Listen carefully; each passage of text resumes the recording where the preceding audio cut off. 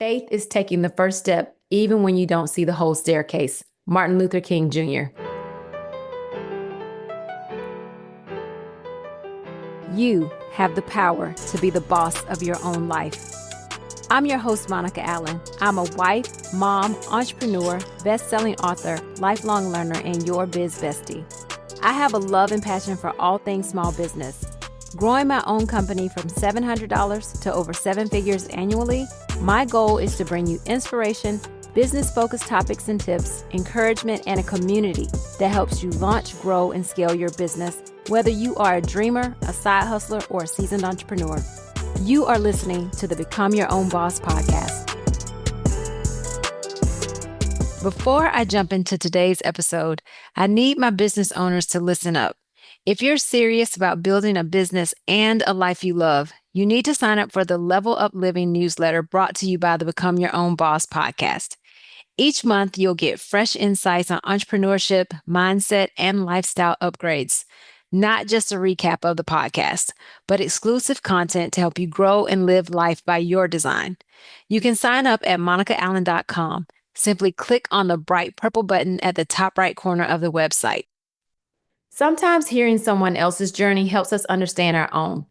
After my powerful conversation with Tracy Nicole last week, I couldn't stop thinking about the gems she dropped. Today, I'm discussing the key takeaways that I think can help you build a business and a life that's both profitable and fulfilling. Have you ever had a dream so big that it scared you, but it also wouldn't leave you alone? If that's you, then this episode is your reminder to chase it. Because as Tracy reminded us, life and health are not promised. The best time to go after your dream was yesterday. The next best time is today. I don't know who said that, but it's brilliant. The first takeaway is support is key. Whether it was her mom, her then husband, or her community of customers, Tracy's journey reminded me that we're not meant to do this alone. Building a business can be lonely, but it doesn't have to be. I'm blessed to have Ethan, my husband and business partner. And truthfully, we started a business while we were simply dating.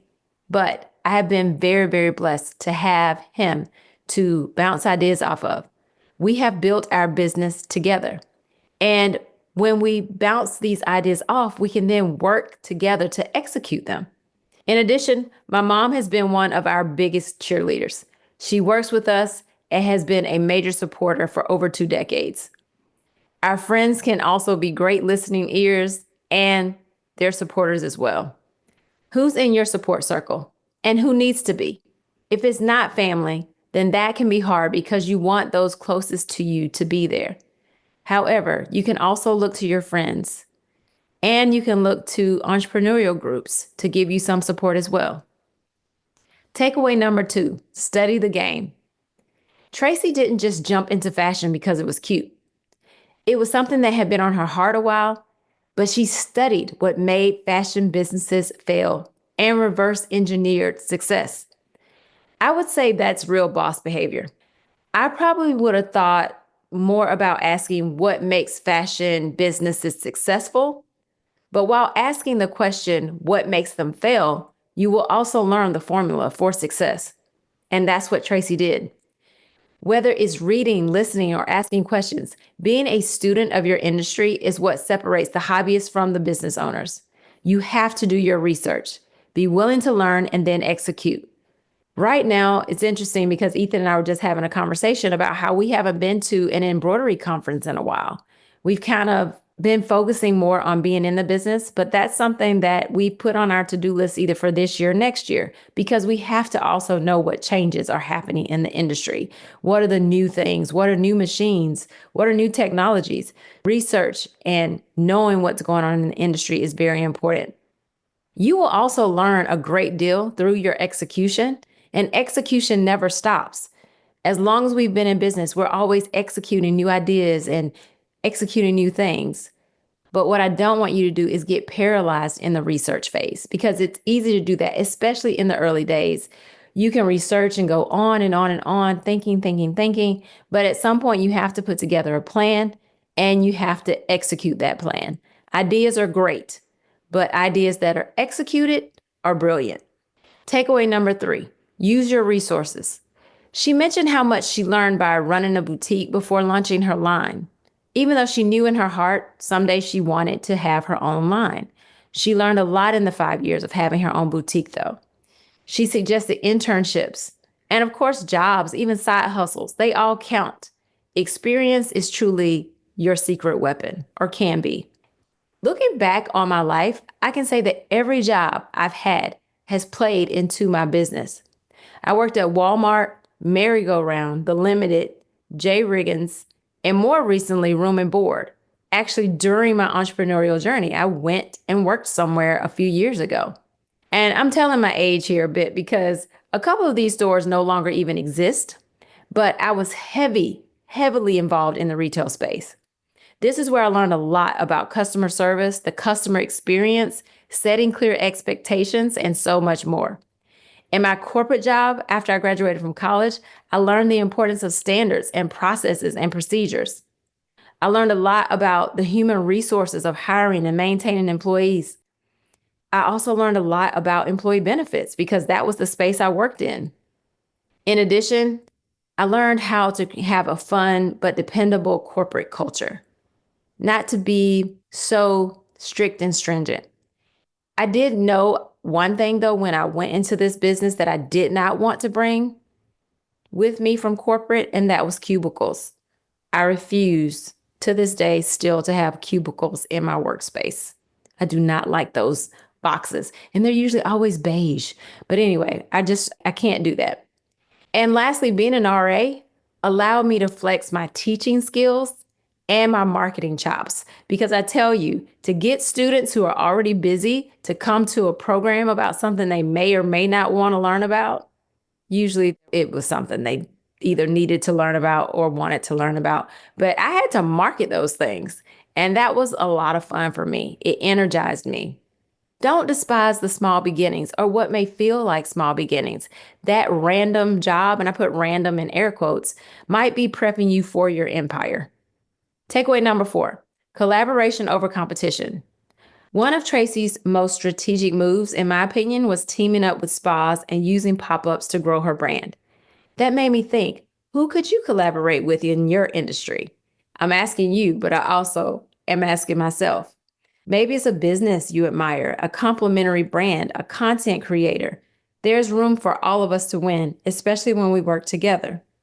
In the past, we've teamed up with Atlanta Greek Picnic here locally in the fraternity and sorority space. He's targeting fraternity and sorority members. We target fraternity and sorority members. It only makes sense. In addition, we've collaborated with content creators that are Greek, which have led to some really amazing unboxing videos and additional business.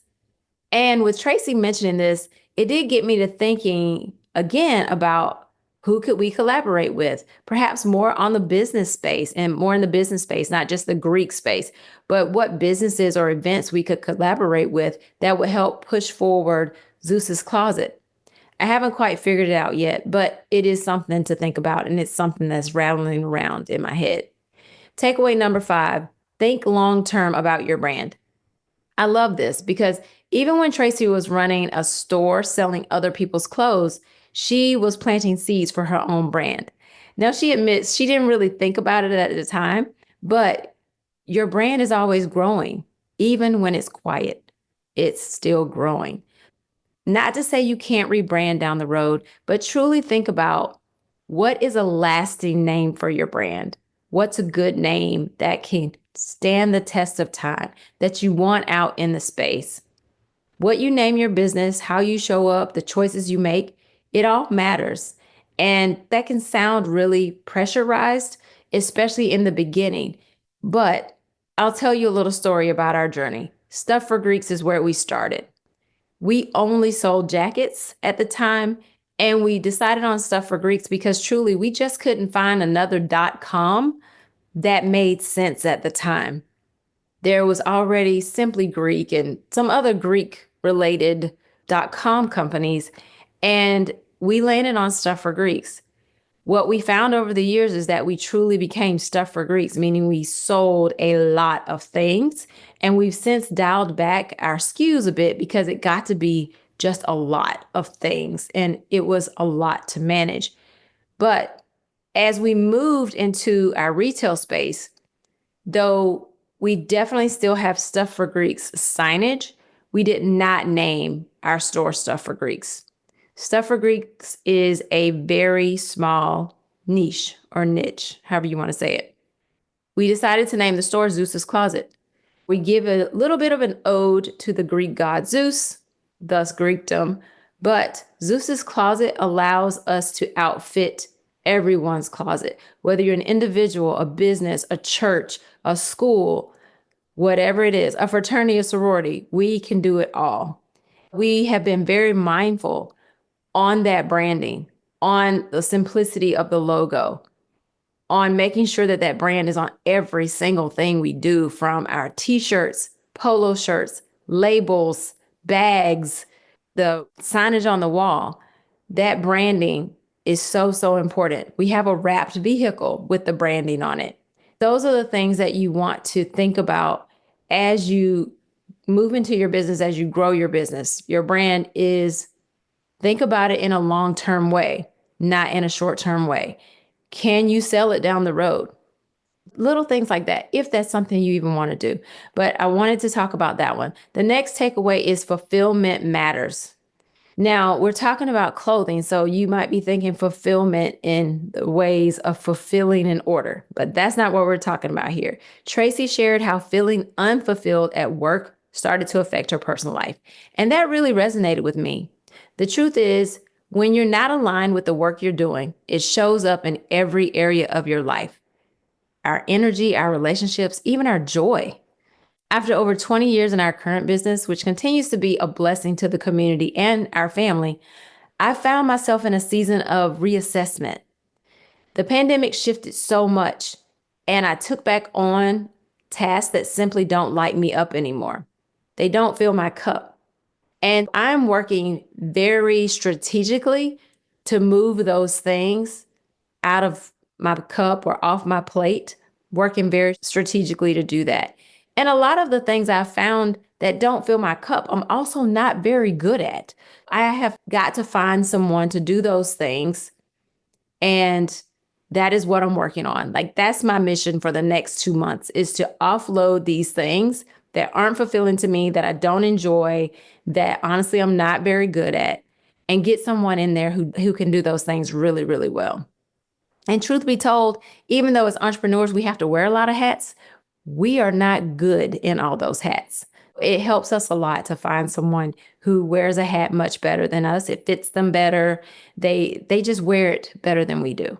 And as I moved through the space and I figured that part out, I also realized that this is one of the reasons this podcast means so much to me, though, because these conversations with entrepreneurs, especially those just starting or growing, they ignite something in me. They get me really excited. They remind me of why I started, and it reminds me of my beginning days. It reminds me of all the hiccups that have come and gone, the valleys, the hills, and I still go through those.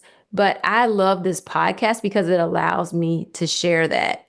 And it allows me to share the spark that I felt in the beginning, the sparks that I feel now, that sense of fulfillment. It matters more than we often admit. If your work is draining you instead of energizing you, it might be time to shift. It doesn't mean give up, but just realign. Truthfully, that's where I am in this moment. And it excites me to realign. Okay, takeaway number 7. And this is a big one. Life and health are not promised. And this is big because I think a lot of times we take this for granted. Tracy's story of launching her clothing line after surviving breast cancer wasn't just inspiring.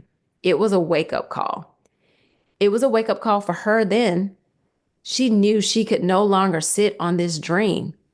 But her talking about that, it reminded me that time is precious and none of us are guaranteed anything, not even tomorrow. There are dreams and goals that I've been holding on to, and you probably have too. And I know that it's time for me to move on them.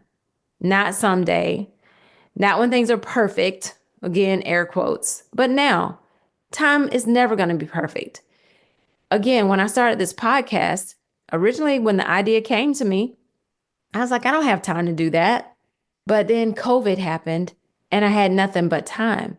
It still wasn't perfect, but it worked out. And now I've been doing this for 5 years and I absolutely love it. So I have to ask, how long are you going to sit on these God given dreams? That passion burning inside you. It's there for a reason. And you don't need permission. You just need the courage and a plan. I truly believe in a plan. Like the quote that I shared at the top of the episode from Dr. Martin Luther King Jr. Faith is taking the first step even when you don't see the whole staircase. You can prepare, you can plan, and yes, things may shift. They may not go exactly how you imagine, but that's not a reason to hold back. That's a reason to start moving and trust that you can and will adjust along the way. Again, I ask, how long are you going to sit on these God-given dreams? So let me ask you, what steps will you take this week toward that dream? This is for my current business owners to answer as well. I'm not just talking about the dream of starting a business or becoming your own boss. I'm talking about whatever that dream may be for you. It may be outside of your business. It may be another business. It may be something with your family, but what is that dream that just will not let you go? You can't shake. As entrepreneurs, we're always dreaming, but what has not let you go? Will you send the email? Will you book the meeting? Will you start writing the book? Will you sketch the idea? Or will you finally start the thing, whatever that thing is for you? I'm going to leave you there today. I'm going to leave you with that. Thank you for listening today. I'm grateful for you. Take a moment to rate, review, subscribe, and share the podcast. Share in all caps. You probably know at least one person who needs to hear this episode. Send them the link to listen. And let 1, 2, or all of these takeaways resonate with you and your business. And remember, now is the time. Now is the time to level up, leave a legacy, and become your own boss.